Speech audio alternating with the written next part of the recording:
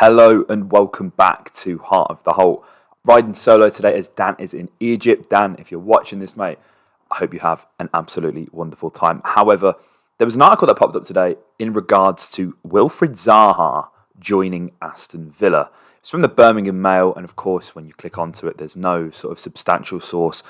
The article and the rumour has come from him, from Sky Bet's betting odds, essentially, pitting Villa as the favourites to land WILFRIED ZAHA. Now, I thought I'd hop on. Usually this isn't even something I would bat an eyelid to, but I think the greater point of this video is more Villa are looking to recruit a forward. So, let's start this dialogue here, guys, because you guys know we love talking transfer rumour mills here. So it's important, get it out of the way, early doors. This is just Sky Bet bookies odds. They mean absolutely nothing. I wouldn't be putting any money on this, but again, the way that this is kind of leading to the conversation about Aston Villa's recruitment is quite interesting, because I think it's been highlighted pretty recently that Villa are in the market for a forward. Now, WILFRIED ZAHA, you guys don't need me to sit here and do a deep dive on WILFRIED ZAHA. You guys know exactly who this guy is. I know exactly who this guy is, and I'm sure you guys will remember any podcast where we cover Crystal Palace, myself and Dan sit there and go, man, we cannot stand this guy. Now, WILFRIED ZAHA is one of those players who he's a wind-up merchant, and Palace fans love him, and rightfully so. And we kind of had one of our own players built in that exact mould in Jack Grealish, right? He wound up opposition fans so much, but we would defend him to the high hills. Even some of the most ridiculous and outrageous things that Jack Grealish did, Villa fans still backed him. And WILFRIED ZAHA, he's certainly not done anything nearly as controversial as Jack Grealish. However, he's still got his army of haters. One of them probably being Tyrone Mings, actually, because they've had so many battles in previous games. It always seems to be a feisty affair. But Zaha's a player that rubs opposition players and opposition fans up the wrong way, because I think the nicest way of putting it is he does genuinely. He puts his heart on his sleeve when he plays, and he gives it his all. And sometimes that attitude can be deemed in a negative way. But if you're a Crystal Palace fan, and I'm sure many will attest to it, even we've had Hopkins looking to go on in. Notorious Twitter account, you guys will know, big Crystal Palace fan. He's been on the podcast before, and he's explained just exactly why Crystal Palace fans love him. He represents the club, he represents the fans, and that's the kind of energy and attitude that you want to see from one of your players. It can be quite off-putting if you aren't a fan of the team and the player. And again, I'm guilty of expressing my disdain towards WILFRIED ZAHA for acting in this way. But it's one of them ones where if he's on your team, you just kind of firm it because he's one of your players. And WILFRIED ZAHA is a very dangerous player. Now, it's interesting because he's entering the last 6 months of his contract. He's 30 years old. And overstaying his welcome at Crystal Palace makes it sound quite rude and disingenuous, because he does genuinely love the club. But he's kind of been angling himself, at least it appears to me, for a big move to, say an Arsenal, a Spurs, maybe even a club abroad who are going to be regularly sort of competing in the Champions League for quite a while now. And for whatever reason, that move has not materialised. And here we find WILFRIED ZAHA at 30 years old, still at Crystal Palace, a part of what is a very exciting project with Patrick Vieira, and the team that he's building is on its day a very exciting team to watch, very fluid in the counter-attack, and WILFRIED ZAHA out on that left-hand side offers a very serious and dangerous outlet for Crystal Palace. Fantastic FPL asset as well, by the way. He's been in my team for a long time this season. But again, for whatever reason, this move hasn't happened for him. And I'm sat here thinking, at 30 years old, how many of the sort of clubs in the upper echelons of the Premier League are going to take a punt on a 30-year-old, albeit on a free transfer? But I think he would probably command a higher wage than some clubs may be looking to agree to pay. Again, I don't really know what he's on at the moment, so I couldn't possibly comment on that. But if Arsenal are interested in you're going to know there's going to be some money behind that, right? And Zaha's a guy, he's been linked to the likes of Barcelona, Manchester United in previous years as well. Of course, he's had 2 spells there. That's been well documented. But he's had the links to these big clubs.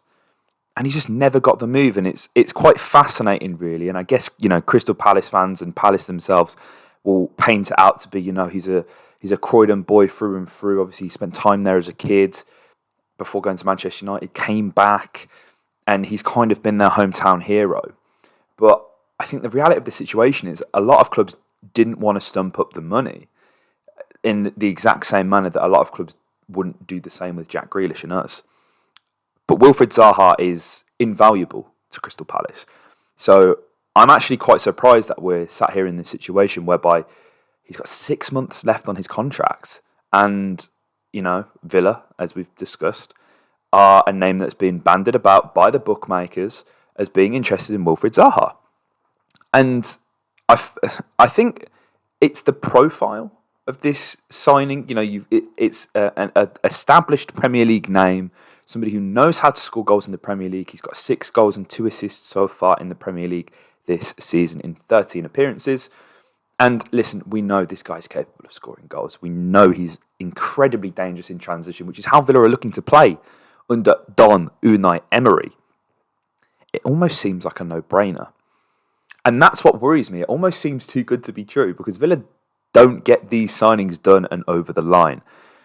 And, I look at WILFRIED Zaha and you can either take the risk in the summer if he's not going to sign the contract and wait it out, lay an offer down on the table. You can do that as early as January and, pre-contract agreements can be signed and whatnot. But obviously I don't expect anything too hasty because I am sure there will be not necessarily bigger clubs, but maybe clubs abroad or clubs who are currently competing in a European competition will be sniffing around this guy. If I'm being honest, this stinks of him signing for Roma on a free transfer. Absolutely. It seems like a match made in heaven, to be perfectly honest. And they've got what is already a frightening attack with the likes of Paulo Dybala, Tammy Abraham. They signed Lucas Bellotti in the summer as well. Really, really good squad there. It feels like he could be the next player to kind of move to a big European club, play regular European football and hope, on a personal level, win the accolades and the awards that he has, I don't want to say been deprived of whilst playing at Crystal Palace, but I think WILFRIED Zaha has made it clear over the years that he wants to be playing for the biggest clubs and the biggest competitions and winning medals. That's what every player wants to do. So, yeah, I'm not a betting man, but it absolutely stinks of him going to Roma. Not that there's been any links again. That just kind of feels like where he could end up. Natural inclination, I don't know. But obviously you can get him on a reduced fee if you're going to pay a transfer fee in the January as well, significantly less than the market value. SofaScore have him labelled as currently at 33 million euros in transfer value, which it seems fair because you know what you're getting, but it wouldn't cost anywhere near that, I don't think. And it doesn't look like they're any closer to agreeing terms on a new deal. But WILFRIED Zaha he's interesting because I do think he's capable of leading the line by himself. Not that we've ever really seen it all that often, but we kind of see in games he mainly stays out on the left and drifts in. And I think it would provide, I look at the attackers and we are absolutely stacked, right? We've got Ollie, we've got Danny, we've got Emi Buendia, we've got Leon Bailey who's hitting form as well. In terms of natural width and wingers, which is something that you guys know I have been crying out for the longest time on the channel, we don't have any. So this would be a genuinely fantastic signing. I think you put age aside here, you're getting him for free. Sure, maybe it's 100k a week plus a contract for 3 years. Is that the best financial decision? I don't know, but Villa are in a difficult situation here whereby we need players that are ready now. I would love to sign and nurture and develop young players and flip them on for a fee. And I do think there is time to do that. But, we've seen, and Dan and I spoke about in recent weeks, Nicholas Jackson of Villarreal, who obviously Unai knows very well, being linked. If you haven't checked that out, I'll probably link it in the end card. But you'll be able to find it on the channel pretty easily, guys. This is significant. There's no risk attached to WILFRIED Zaha, right? Because he's been doing it for so long, right? Surely he can reproduce at Aston Villa.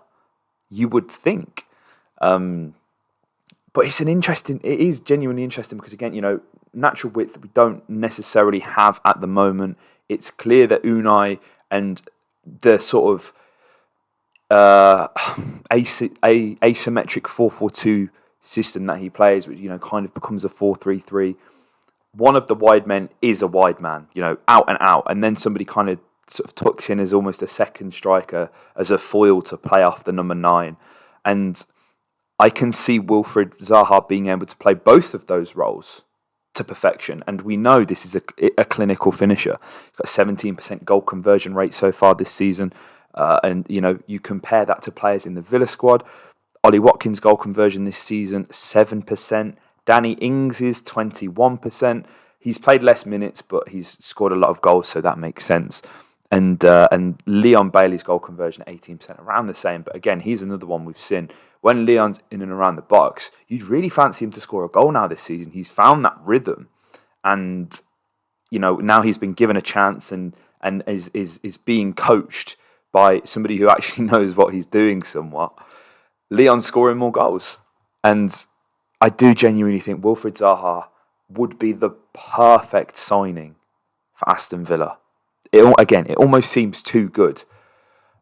And it'd be a statement of intent as well. And what I like about this deal specifically is not only are you significantly improving the starting 11 straight away, throwing this guy in, you're weakening another team in the Premier League. And when you look at Manchester United, for example, right? You look at their signings over specifically under Sir Alex Ferguson. What did they do? They just took the best players from the teams around them, making it just that little bit harder for teams to really sort of catch up with them. You look at your Tevez's, you look at Rio Ferdinand. He was at Leeds. There's so many players, too many to list off the top of my head, to be honest, that Manchester United just went out and got, paid the money. Robin van Persie, another one. Difference makers for teams below them. You create a significantly bigger gap. And I am genuinely, and I know it's early doors, I'm so confident that Unai Emery is going to get this team playing. And with the addition of a WILFRIED Zaha, you're just absolutely laughing, aren't you? The guy knows how to score goals.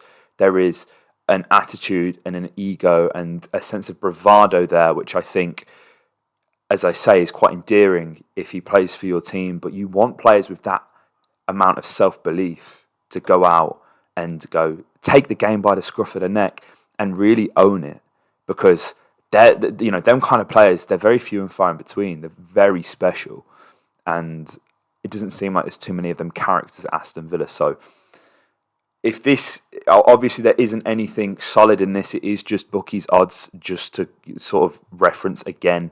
However, I'd be interested to see where this goes and where the forward developments go in terms of transfer links. Obviously, again, Nicholas Jackson's been one who we've spoken about. That seems to still be floating around. But WILFRIED Zaha, guys, let me know what you think. Would WILFRIED Zaha improve this Aston Villa team? Do you see any credence in this transfer link whatsoever? Let me know in the comments down below. If you guys aren't aware, we are on Instagram and we are on TikTok. It's at VillaFillaPod on Instagram and it's at Heart of the Holte on TikTok. And I mean, Twitter's going to shit, right? A lot of you guys watch us on Twitter. I'm sure you guys would have seen. You guys all come over from Twitter. So, just to future-proof us, make sure you follow the socials. Make sure you follow Instagram and TikTok, because there'll be clips from this podcast, many other podcasts that go live on there, just making it as easily consumable as possible for as many people. We've got subtitles on there if we do have any people who are fans of the channel who are, hard of hearing. So, yeah, we're just trying to make the content as accessible as possible. And we're very close to 6,000 subscribers as well. Would really appreciate it if you guys showed some love and hit the subscribe button, because there's roughly about 45% of you guys that are watching this video right now that aren't subscribed. So subscribe, it helps me out, it helps Dan out, it helps everybody out. And that way, you'll never miss a video from us here at Heart of the Holte. And just finally, I had a final point. Oh yeah, World Cup preview. Guys, it's stinking the place out. I can't lie. I know international content is a hard sell on the Villa Filler. It has historically been awful. And unless it's been Jack Grealish doing bits, no one's interested. But guys, Dan and I took our time to preview the World Cup. specifically from Villa's point of view, looking at Emmy, looking at Matty and Jan Bednarek, and then also looking at Leander. So we would really appreciate it if you guys checked out. That'll be on the screen right now for you guys to check out. So yeah, like, comment, subscribe, and up the Villa.